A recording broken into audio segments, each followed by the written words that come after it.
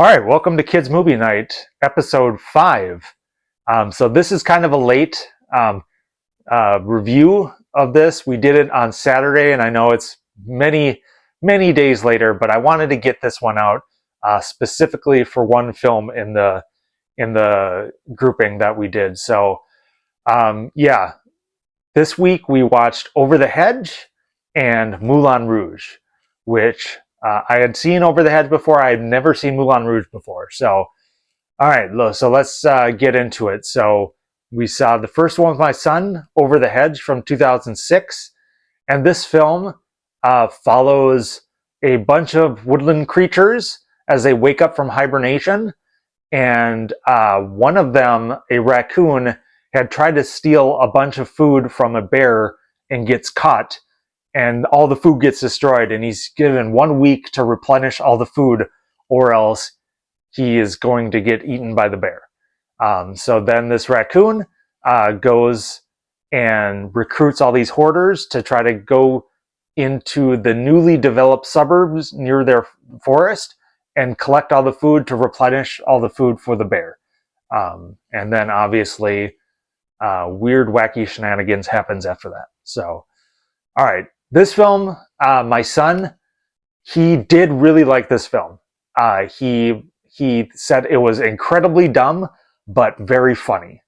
That was kind of from his words.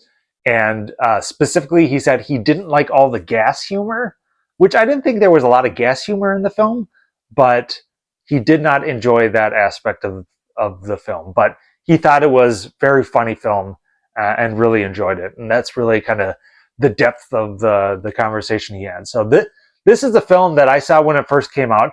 I actually really liked it. This film doesn't fuck around. It's like less than 90 minutes. It just gets to the plot right away and doesn't stop until you get to the end. There's no time to breathe in this film. It just, gag after gag after gag as these creatures are discovering the human world and trying to figure out, eating human food and things like that and how great it is. You get a great cast in the film. You have Bruce Willis, Gary Shandling, William Shatner, Avril Lavigne, Wanda Sykes, a bunch of people that was really popular at the time. So voice cast was pretty darn good, very recognizable. All the individual characters in the film are, I think, a lot of fun. They're very distinct. You get Catherine O'Hara's in this film, rest in peace. She's and Eugene Levy, so they're obviously tied to the hip together throughout their entire career. So kind of fun to see that they were in this film together again. So it was just a fun nostalgia trip for me to go to. I wanted a break from the Jurassic Park films or Jurassic World films, because we're starting to get into the really bad ones. So decided, all right, we're gonna try out a fun little short film that I really enjoyed, and my son seemed to enjoy. So that was a lot of fun. So I'm glad to see that. All right. So yeah, on top of the film, so not too much else to really say. I mean, it's really a family-oriented kids film. You get a lot of the, very easy, like the gas humor and a lot of like eating junk food. Especially there's a hyperactive squirrel voiced by Steve Carell who's like not allowed to drink caffeine because he's already too hyper. But then you get into the super slow-mo mode where he's overhyped by caffeine and sugar when they have him do that. So you get this big slow-mo sequence, much like you get into the later X-Men films, which was a lot of fun. I really enjoyed that aspect of the film. So yeah, a lot of good, fun humor. Again, it goes at a breakneck pace. Like this film, again, doesn't fuck around. It just hitting all the points as fast as possible to get to the end of the film. So that's where you are with this film. So my son gave this one a 3.5 out of 5, I believe was his rating, and I gave it a 3 out of 5. I really enjoy the film, but it's upon this viewing, like, again, the aspect of the film where it just goes so fast. I'm like, I wanted to like breathe a little bit in the film, but it was still really a fun time. So really enjoyed this one. All right, so now let's get to the big one. All right, so looking at Moulin Rouge from 2001. This is the film I watched with my daughter. So this film is about a playwright who kind of is moving to Paris and doesn't really kind of know what's going on, just getting inspiration for writing. And he happens to live with a bunch of bohemians next door, and they crash through his door and they're like, hey, can you help write this play that we're trying to make? And then we want to pitch it to the main actress at the Moulin Rouge, which is a like dance club. I don't know best way, like kind of a bordello situation where we're going to sneak us in and pretend we are higher class people to get in the door to see if this main actress would be tied to our project so we can get it off the ground. So they go to the Moulin Rouge, and through happenstance and miscommunication, our main character gets mistaken for a rich duke and gets a one-on-one sequence with our main character, Satine. So she's the main star of the Moulin Rouge. And then the film goes after that. So, all right, my daughter, she really liked this film. I'll get into, so star rating, she initially gave it a 4.5 out of 5 stars, and then I'm going to spoil, she ended up just going down on a 4 out of 5 stars. So she really liked the music and really liked the sequences in the film. What brought it down for her was the opening sequence of the film, the opening like 10 minutes. She didn't really enjoy that, and I'll get into that in my review. But overall, she really just enjoyed the aesthetic and everything about the film. She called it kind of an acid trip of a film, but that didn't distract her from really enjoying the film and thinking it was a really darn good film. So didn't really get an in-depth review from her. She just, again, initially gave it a very high star rating and then brought it down a little bit, just kind of based off of the first 10 minutes of the film. Okay, so my review. All right, so I've been sort of dreading this one because I have a couple friends who, at least two specifically, this is like their favorite film of all time. And for some reason, like I just never ended up going to see it. I know it was very heavily praised. I forgot if it won Best Picture. I think it did the year it came out or something like that. But just never ended up seeing the film, which I like musicals and I like things like that. So not sure why I never ended up seeing this film. I know my wife really enjoys the film also. I didn't really like this film, guys.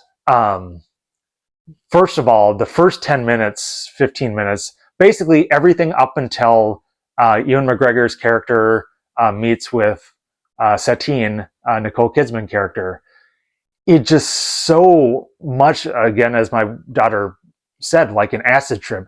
It was just so frenetic and so crazy and so like discombobulated. Like the visuals looked kind of like ass, but then also like very unique.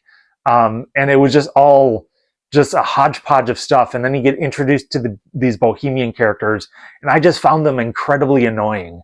Like especially John Leguizamo's character, like the accent that he was using, I found it more annoying than anything than interesting or unique. So all these characters were just annoying. And then you get to the Moulin Rouge, and like, to me, just, it was over stylized to the point where it was disjointed and just, it wasn't cohesive.